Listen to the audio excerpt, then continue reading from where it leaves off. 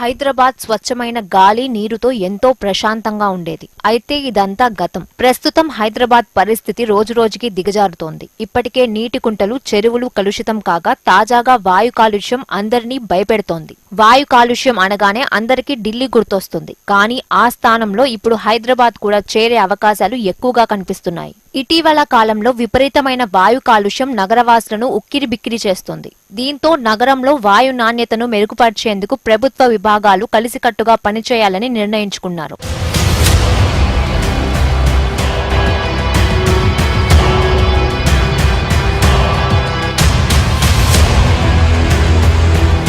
దీనిపై జీహెచ్ఎంసీ ఆధ్వర్యంలో జాతీయ స్వచ్ఛ వాయు కార్యక్రమం కింద నగర స్థాయి మానిటరింగ్ అండ్ ఇంప్లిమెంటేషన్ కమిటీ సమావేశం జీహెచ్ఎంసీ ప్రధాన కార్యాలయంలో అదనపు కమిషనర్ రఘుప్రసాద్ అధ్యక్షతన జరిగింది. 3 కమిషనరేట్ల ట్రాఫిక్ పోలీస్ అధికారులు, తెలంగాణ కాలుష్య నియంత్రణ మండలి, RTC, metro, civil supplies, transport శాఖ, ఎన్సీఏపీ సాంకేతిక నిపుణులు, జీహెచ్ఎంసీ అధికారులు పాల్గొన్నారు.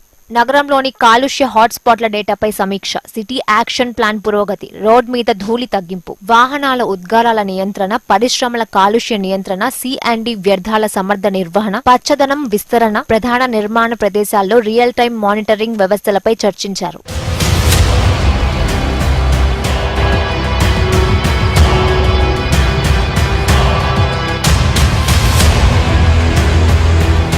వాయు నాణ్యతను మరింతగా మెరుగుపరిచేందుకు ప్రభుత్వ శాఖలు, విభాగాల మధ్య సమన్వయం, నిర్దేశిత చట్టాల అమలు అవసరమని అధికారులు తెలిపారు.